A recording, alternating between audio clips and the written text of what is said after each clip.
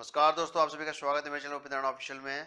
आज जो मैं वीडियो लेके आया हूँ वो बहुत ही खास, क्योंकि मैं आपको बताने जा रहा हूँ जब भी आप डिजिटल मार्केटिंग के लिए स्ट्रेटेजी बनाएंगे तो किन चीज़ों का आप ध्यान रखोगे। ठीक है, सबसे पहला पॉइंट जो आपको ध्यान में रखना है वो है एक शॉर्ट ड्यूरेशन के लिए बनाया, एक शॉर्ट टेन्योर के लिए बनाना चाहिए हमेशा, क्योंकि डिजिटल मार्केटिंग ऐसे डायनेमिक फील्ड है, वो कभी भी जो सर्च इंजन है अपने एल्गोरिथम में अपडेट कर देगा तो आपकी रैंकिंग या आपका बिजनेस में इम्पैक्ट पड़ जाता है। इस वजह से क्या होता है कि हमें शॉर्ट ड्यूरेशन का एक प्लानिंग लेके चलना पड़ता है। और दूसरा, जब आप शॉर्ट ड्यूरेशन की प्लानिंग बना लोगे तो ये भी ध्यान रखोगे कि उस पर्टिकुलर टेन्योर में उसको खत्म भी करना है। तो उसके लिए आप क्या बनाओगे, गाइडलाइंस। गाइडलाइंस बनाना बहुत जरूरी है। तो जैसा कि मैंने आपसे कहा, जब भी आप डिजिटल मार्केटिंग की, ठीक है, डिजिटल मार्केटिंग का क्या रखोगे,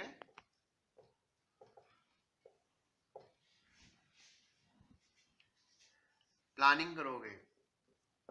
किस पे हम फोकस कर रहे हैं आज, प्लानिंग पे। एक तो उसका शॉर्ट टेन्योर होना चाहिए, शॉर्ट ड्यूरेशन। दूसरा, गाइडलाइंस। हमें बनाना चाहिए कि हमें क्या कितने दिनों में कवर करना है, ताकि जो हमने अपना टारगेट बनाया था उसको हम पर्टिकुलर टाइम पीरियड में अचीव कर लें। एल्स क्या होगा कि आपने थोड़ा भी डिले कर दिया तो फिर कोई अपडेट आ गई तो आप वो अचीव नहीं कर पाओगे। और सबसे बड़ा चीज जो है, जो हम लोग नहीं समझ पाते डिजिटल मार्केटिंग, वो है कि हमें क्लाइंट का ऑब्जेक्टिव क्लियर होना चाहिए। ठीक है, सिर्फ कीवर्ड लगा देना, रैंकिंग के लिए ऑफ पेज एक्टिविटीज कर देना, वो ही डिजिटल मार्केटिंग नहीं होता है। क्लाइंट की नीड क्या है, क्लाइंट का ऑब्जेक्टिव क्या है, वो जानो आप। उसके बाद आपको समझ में आएगा एक्चुअल में डिजिटल मार्केटिंग कैसे करते हैं, क्यों करते हैं। तो ऑब्जेक्टिव जानने के अन्य तरीके हो गए, दो टाइप के ऑब्जेक्टिव हो गए। देखिए, अब हम बात करते हैं ऑब्जेक्टिव की। तो ऑब्जेक्टिव हमारे टू टाइप्स के होते हैं, या तो आपका एक होगा ब्रांडिंग, या दूसरा होगा आपका परफॉर्मेंस।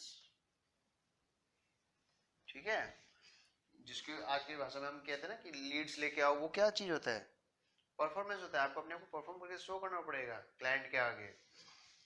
तो परफॉर्मेंस में आ गया आपका लीड्स, या फिर जो ड्यूरेशन आपने सजेस्ट किया था क्लाइंट को, उस ड्यूरेशन में रैंकिंग। ये तो डिपेंड करता है क्लाइंट टू क्लाइंट, किसी को रैंकिंग चाहिए, किसी को लीड चाहिए, लेकिन आता दोनों ये परफॉर्मेंस में ही है। अब ब्रांडिंग में क्या आता है, लोगों तक आप उसको कैसे रीच करते हो, प्रोडक्ट को कैसे रीच कराओगे, अवेयरनेस, अवेयरनेस ऑफ प्रोडक्ट। ठीक है, और उसका इंप्रेशन कैसे दिखाओगे आप, कैसे उसको अवेयर कराओगे, कितने लोगों तक पहुंचोगे, वो आपका सब आ गया ब्रांडिंग के अंदर। और लीड्स और रैंकिंग आ गई हमारी परफॉर्मेंस के अंदर। उसके बाद आपके दिमाग में तीन चीज क्लिक करनी चाहिए, तीन डब्ल्यू क्लिक करने चाहिए। एक है हमारा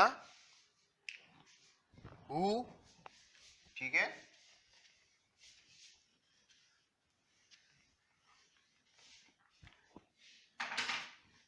अब आपको बायर्स का पर्सोना देखना है। क्या देखना है, बायर्स पर्सोना। तो इसमें आप तीन डब्ल्यू देखोगे, हु, व्हाट एंड व्हाई। ठीक है, हु में आ गया, who is your target audience, their age group, location. ठीक है, तो ये सब क्या आ गया, हु का पार्ट है। What, what is your USP, ऐसा क्या है आपका। पेन पॉइंट्स भी होंगे, कोई आपके पंच पॉइंट्स भी होंगे। ठीक है, ये किस में आ गया, व्हाट में। चीज़ है आपका वाई। आपका एक तो मेन था टारगेट ऑडियंस हमने डिसाइड कर लिया, फिर आपका आ गया वाई। वाई मतलब वाई बायर और कस्टमर जो भी आप कहते हो शुड बाय योर प्रोडक्ट। कोई आपका प्रोडक्ट क्यों खरीदेगा, इसका जब जवाब आपको मिल जाएगा तो आपकी स्ट्रेटजी पूरी अच्छी तरीके से तैयार हो जाएगी। तो आपको पहले ये सोचना है, ठीक है, आप जिसके लिए स्ट्रेटजी बना रहे हो पहले आप सोचोगे उसके पॉइंट ऑफ व्यू से कि उसको क्या बेनिफिट मिलेगा। हमेशा स्ट्रेटजी बनाते वक्त याद ध्यान रखना कि उसके बारे में सोचोगे कि उसको बेनिफिट क्या मिलेगा, ना कि आपको क्या मिलेगा। ठीक है, मान लो एक पोर्टल बनाता हूँ मैं किसी भी चीज़ का, मैं चाहता हूँ कि लेट्स सपोज एक लॉयर्स का मैंने पोर्टल बनाया जिसमें मैं चाहता हूँ लॉयर को रजिस्टर कराऊँ अपने पोर्टल पे। तो मेरे दिमाग में ये आना चाहिए सबसे पहले, आखिर वो लॉयर्स मेरे पोर्टल पे क्यों आएगा। ठीक है, ना कि ये कि मैं आके कह दूं कि हम लोग जो है सिविल लॉयर्स भी दे रहे हैं वो दे रहे हैं, वो एक कस्टमर पॉइंट ऑफ व्यू से हो गया। कस्टमर तो बाद में आएगा ना, पहले लॉयर्स तो आ जाए मेरे पोर्टल पे। मेरा मेन मकसद क्या था, इस पोर्टल पे लॉयर्स को रजिस्टर करना। लॉयर रजिस्टर होंगे तभी तो मैं किसी कस्टमर को दे पाऊंगा। कल को मेरे पास क्वेरी आ गई मुझे क्रिमिनल लॉयर चाहिए, जब मेरे पास मेरे पोर्टल पे क्रिमिनल लॉयर कोई रजिस्टर्ड ही नहीं होगा तो मैं उसको दूंगा कहाँ से।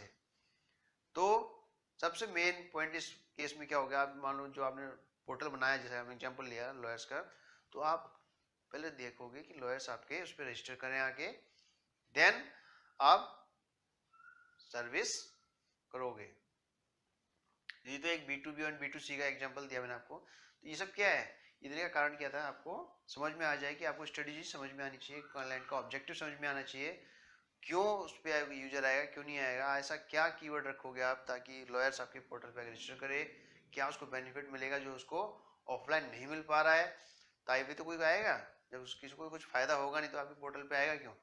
किसी ये देखिए एग्जांपल था, किसी भी बात के लिए किसी भी बिजनेस के लिए आप जब भी काम करोगे सबसे पहले आपको ऑब्जेक्टिव्स का क्लियर होना चाहिए। मान लीजिए आपको अब तो फ्रेश क्लाइंट मिलता है फिर तो कोई दिक्कत नहीं, आप अपने हिसाब से क्लाइंट समझ लोगे। मान लो कोई आपको ऐसा क्लाइंट मिलता है जो इससे कहीं से अनसेटिस्फाइड होके आया आपके पास कि सर मैं वहां से कराया मुझे पसंद नहीं आया, तो आप क्या देखोगे, सबसे पहले उसका ऑडियंस, उसकी एनालिसिस करोगे आप। तो वो कहाँ देखोगे आप, गूगल एनालिटिक्स से उसका डेटा देखोगे आप, या सोशल मीडिया का इंसाइट्स वगैरह पे जाके देखोगे, लिंक्डइन का अपना इंसाइट्स है उस पर देखोगे, फेसबुक का हर एक का है अपना, उस पर जाके देखोगे कौन से टाइप के ऑडियंस आ रहे हैं, किस टाइप के नहीं आ रहे हैं और किस टाइप का हमको टारगेट करना चाहिए, क्योंकि कौन इंटरेस्ट ले रहा है कौन नहीं ले रहा है। ये जब तक आप डेटा रीड नहीं करोगे, चाहे पेड टू ले लो या शेयर वगैरह ले लो वेबसाइट के लिए, तो कुछ भी आप लेके कर रहे हो ना, और वो रैंक वगैरह ले लिया आपने एसएमओ के लिए, तो ये टूल्स वगैरह का भी यूज करके भी आप काफ़ी कुछ देख सकते हो। दूसरा क्या है फिर हमारा, इसके बाद आप डिसाइड करोगे कितना आपको पोर्शन पेड पार्ट में लगाना है, कितना पार्ट आपको नॉन पेड पे लगाना है, क्या उसका रेशियो रहेगा।